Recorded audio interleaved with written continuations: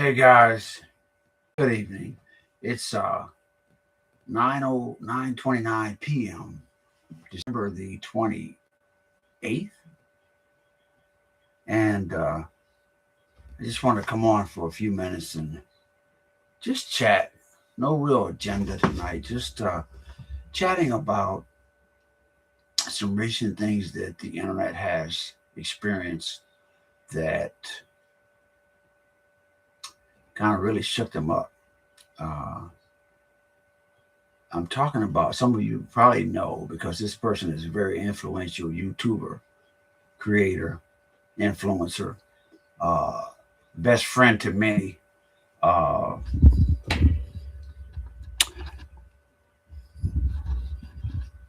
David Adam Williams, uh, someone known as Adam the Woo, passed away. I believe it was Saturday. He was found in his home by the police and by one of his friends who unfortunately had to share the news to the world. And one thing that keeps coming out that is evident of what this man did and the effect he had on people's lives is that he was a true friend. He was a true brother to many people.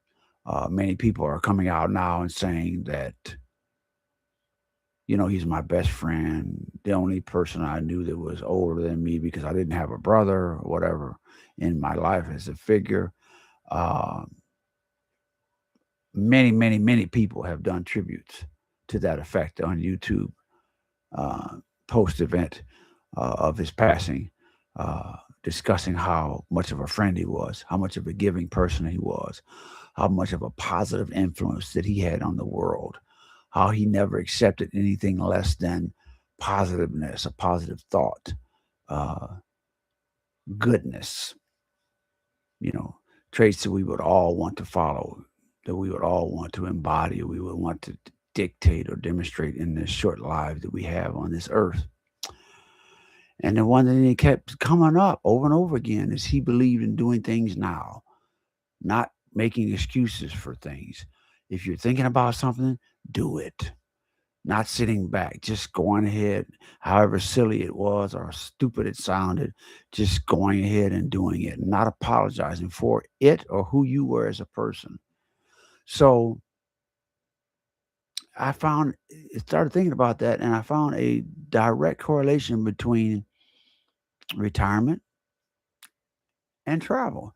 I'm retired, semi-retired.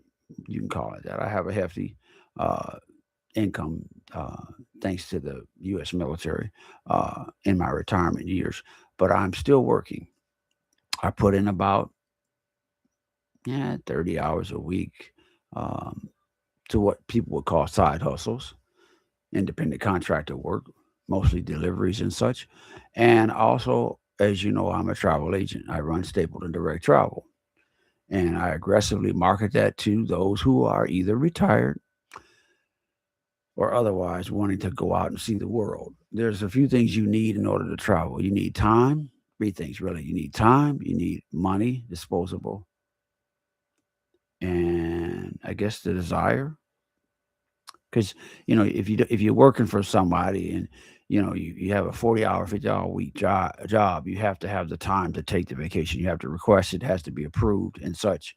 And of course, you need the disposable income to travel. And many people plan their own vacations. They just go on Google or Priceline or you know uh, Travelocity, somewhere like that, to plan their trip, get their flights, get their hotels, get their transfers, get all their activities set up, what they're going to do. Or they use advisors. I'm a travel advisor. So what I do is if someone is willing or interested in taking a trip, they tell me all the needs that they have. Now, mind you, travel is one of the things that during 9 to 5 in America is one of the most items or most subject matters that is searched on Google. Well, between the hours of 9 and 5, that's when everybody's supposed to be working. So there's, tooling around on their screen, and then when the boss comes up, they switch the screen back to a spreadsheet so they can make it look like the whole time they were working when actually they were looking at pictures of Hawaii or Jamaica or Dominican Republic or some all-inclusive place they want to go to, something like that. Uh, so they spend an awful lot. It can take you an awful lot of time to try to plan your own trip, and what you can do instead is use an advisor like myself to plan your trip, whereas I have the time to do all the research for your hotels, your flights, your activities, all of your tours and things like that that you like to do, and you can just work and not stress out about it, and not spend time at work looking up travel, researching travel, trying to arrange travel when you're supposed to be working. You can have me as your travel advisor do that. Now, travel advisors do not charge for most of us don't. We don't charge a fee. We are paid by the companies that produce the services that we provide: airlines, hotels, activity tour operators, cruise lines, and the like. So, those of us that choose not to charge an upfront fee are paid by those folks. I rarely charge fees unless it's an extreme situation or something wacky that I have to do right off the bat, and I don't know the person, uh, and I have to put in extra time. Then I have to charge that fee in order to be compensated for my time. Unfortunately, there are several people that will reach out to you and gain your gain your services, use your services, but then you know, they don't book you, so you don't get paid because the operators that you work with, they only pay you if you sell their product. So no sale, no pay. So some advisors charge up front for that reason because they have an inkling that someone's not going to pay them or not going to want to pay or not going to book and that kind of thing. So no, I don't do that. I just go the longer route, which is to wait on the commissions to be paid out. And I think by doing so, I develop a stronger customer base. My customer service is a higher quality because of that. Because I really put the time in to make every trip the best trip it can be for every client. So they come back to me and they send their family members to me. They start booking groups and such. So my uh, agency has grown because of that. I've grown substantially in sales over the years by treating people that way. Now, I'm not rich by any means. Sell like thousands and thousands and thousands of dollars a week worth of travel, but I do pretty good for the time that I put in and the effort that I put in without charging those fees. Had I charged the fees, phew, my income would probably soar. Absolutely. But I'm charging fees up front. So again, I don't do that. But I say all that, it's kind of unrelated to what I was going to talk about tonight. Do something is what Adam would always talk about. Don't just talk about it, do it. So when I think about my new website or my new Facebook page in particular that is called Retired Travel in the United States, it's about doing something. I can remember back to the days my grandmother used to tell me, when you retire and you get older, don't stop doing things, because when you stop doing things, that's when you die. She said that I don't want to go to a nursing home because all the people do at nursing homes is play checkers and backgammon and Monopoly and wait to die. They have no activity. They don't exercise. They don't get out. Grandma lives to be about 98 years old, 99, I think it was when she died. So she had a lot of wisdom, tidbits, nuggets that she would give me on a regular basis that really helped me along the way. One of them was never stop reading. She would tell me, whatever you do, always read, because she would see me reading Hans Christian Andersen and different books. And she says, oh, you really love to read. Never stop reading. And I never stopped reading. So a lot of the things I know today, I thank my creator for the wisdom through reading material that gave me those that information that I carry. So I have a lot of knowledge that I'm able to share with folks, and sometimes people get the wrong idea and they think I'm cocky or something because I know a lot of stuff. No, I just read a lot. And when the computers came around and the internet started to surface and everything, I had one of those heavy boat anchor laptops. I mean, really heavy, with the hard drive and the CD-ROM, DVD player, and all that. All that extra weight. They don't make those anymore. I read about computers and how to get into the software part, the back end, and make sure I can fix problems when they develop. And So I became somewhat of a techie. I could work for any tech company and easily understand their goals, their priorities, and jump right in and be able to help customers. So a lot of things I do on my own or I do for other people until it gets to a certain level where it's just too technically beyond my means, and then I have to call someone and pay them to fix it. Hence that fan that you hear in the background. I have a technician who's going to work on that probably in the next week or so to get that fan to stop making that noise because it is annoying during my lives and my recordings because it is a definite, you can definitely hear it. So we don't want that. So again, getting back to being retired and doing something. There's so much to do in the world. There's so many places to see. There's so many things you can experience if you just get out and do it. And one of the things to being retired and getting to travel, starting to travel throughout the United States, is to just do it. Just pick some place and go there. Uh, if you live on the in the northeastern area like I do, some people wouldn't consider this northeast. It's northeast Ohio. Some people wouldn't consider it northeast, other than you're talking about Boston or Maine or Massachusetts, but it's northeast enough because it gets cold enough, especially in the wintertime for us. So going to Arizona, going to out west. If you've never been to California, the national parks out west, parts of Texas, down south, even Florida. Some people get tired of Florida. Those are places that you could just go in the United States where it doesn't cost as much as you would internationally. You don't require a passport. You can even go by train, which is an interesting way to travel. Many people have never been on a train. It's a very smooth ride. It takes longer to get to where you're going, but not as long as a bus. And it's a very comfortable ride. The seats are wider. They're like first class airplane seats. Uh, I think it's a very nice way to travel. That's just one example of a place that you can do Amtrak vacations, for instance, where they put together itineraries for where you would fly to a place, get on a train, and then take that train to another city or area, and then you might get off. You might spend a few days in that city. You might get a vehicle that they provide, a car rental as part of your package. You might see the sights around, say it's a Grand Canyon or something. You may get back on the train and you go up to New York. You go up to either Vegas or go to L.A. on that train. You may spend a few days there before you come back. Maybe a rental car involved. Those types of trips. It's just an example of something that you could do. It may take a little bit of time, probably 7 to 10 days to do a trip like that, because you have the stops involved and the driving with the stays in between included in that. So that might take a little bit of time. But there are shorter trips that you could take all across the United States.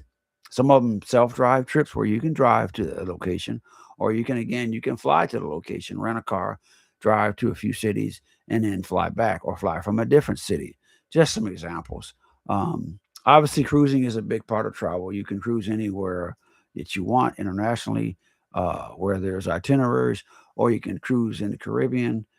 Most if a cruise leaves from the United States and comes back to the United States in the same port, so you say it leaves New Orleans, comes back to New Orleans over a 7 day period, you do not need a passport. However, a passport is highly recommended because if you get stranded in another country or you miss a movement of the ship or something, or you get sick and you have to try to get home, it can be very difficult working with the State Department to try and get back home. So that's one thing to keep in mind with cruises. But again, get out there, see the world. There's things to do. There's sights to be had. This view you see behind me here is the Amacello Ama Waterways ship. I'm not sure where it's located, but I can tell you it's definitely in Europe because that is where all their ships are located. And as you can see how close it is to the shoreline, you get an up close and personal visit to the countries you go to with Alma Waterways. So that's another example of going someplace. Thousands of years old, culture that's rich, heritage that's rich, learning about the people, meeting some of the people, being able to either make some of the dishes that they create or learn how to make the dishes, to go truffle hunting in the countrysides of France, safaris on Hawaii, unique places in the Far East. That includes Cambodia, Vietnam, going to Spain, Portugal, those types of places on a river cruise. going all through Amsterdam, through Germany, through Slovakia, Bosnia, uh, uh, Germany. I think I said Germany. The different towns. Some of their cruises have 10 countries that you visit during your voyage. So again, there's all kinds of experiences as you get older, as we get older, that you want to take advantage of. You don't want to wait until you're incapacitated due to health reasons, or you can't go because the finances aren't right. And speaking of finances, there's always ways to pay for these trips. It may seem very expensive for some to be able to travel, and even internationally, but everything is done in sequence and done logistically or done in sequence so that you can save for it.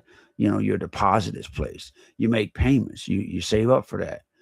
We save up for things in the United States when we want to go see like the Super Bowl or some big concert that's going on somewhere. We save up for that. We do what we want to do. We buy those designer bags and designer this and that, or we decide to travel. So if you do decide to travel, then as a travel agent, it's my job to try to help you save or to get a strategy together on how you pay for that, whether it be over time or whether you do a financing thing where they pay the full balance and you just pay them back. There's different ways for it to happen. But my theme again tonight is just get out there and do something. Get out there and see the world while you still can. Make memories for your family. Make memories that your grandchildren will cherish and talk about for years to come. Some of the places that I've gone to, uh, you know, I've had people, or I've had memories that I'll never forget. Met people, uh, ate different things I never ate before, saw different sights and things that were hundreds of years old I've never seen before. And it really does make you think about those times that you never left your neighborhood or your city.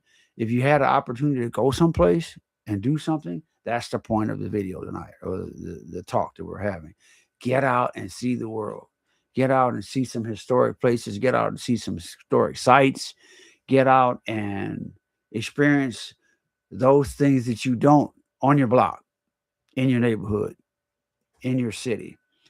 Uh, you'll have a new perspective on life because you never know when you might go to sleep tonight. It might be the last sleep you take. I often talk about it as the long sleep. Well, you don't want the long sleep. Well, none of us want the long sleep to come, death. Unfortunately, it does happen. And the longer we stay here, we see those leave that we cherish and love. So while we are here and we have the time and the ability to do so, I encourage people to get out and see the world or get out and see the United States. Go to other states, go to other parts of the country, visit California, visit New York, visit Texas, Florida, visit the. I haven't been to the Dakotas or the Great Plains. Well, I have been to Colorado, but some of those other places like North Dakota, South Dakota, Utah, haven't been there. Minnesota, haven't really been there. Uh, Wisconsin, I've been there when I was in the military, not by choice, necessarily, not to just visit. Um, the Great Smoky Mountains, Yosemite National Park. Um, uh, what's the place with the president statues? Not Stone Mountain, that's in Georgia, but the other place, uh, Rushmore. None of those places. Old Faithful, the Grand Canyon. These are things that are on my list. I'd like to do it one day, even if, like I said earlier, if I do it by train, I'd like to get out and do it. Um, so yeah, while you have the opportunity, and before it's suddenly taken away from your family members to create those lasting memories that you will cherish and they will cherish a lifetime, get out and do it, folks. Get out and make it happen. Get out and make a difference in their life, in your life. Enjoy life while you can. Tell your family members this holiday season you love them, you appreciate them. You never know when it could be the last time that they see or hear from you. As hard as it may be, find the strength and the courage to step up and tell someone you love them today. Let them know while they're here, while they can smell the roses, as they say. Take advantage of opportunities to create memories for your family. That was always told to me when I was in the military. Create memories for your family because you never know.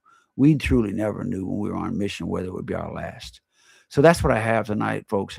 Have a happy holiday season this year. We're 3 days away from the New Year, or 2 days. What is it? 3 days? Yeah, and a few hours away from 2026. So let 2025 be gone.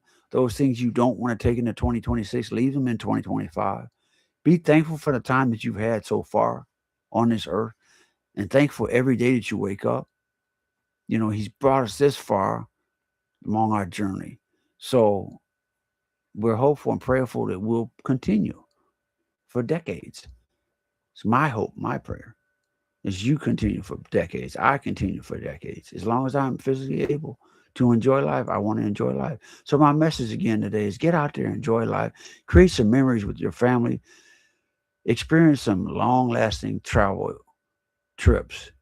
And if you'd like us to help you do that, you can reach out to us anytime. You can send me a message to Steven7867 at ameritech.net. That's spelled STEVEN 7867 at AMERITECH.net. Or you can call me at 330-328-3205. I do answer the phone even during non-business hours because I want to make sure I'm available to help you with all of your needs. So again, get out there and see the world, guys. Happy holidays and Happy New Year to you. Take care.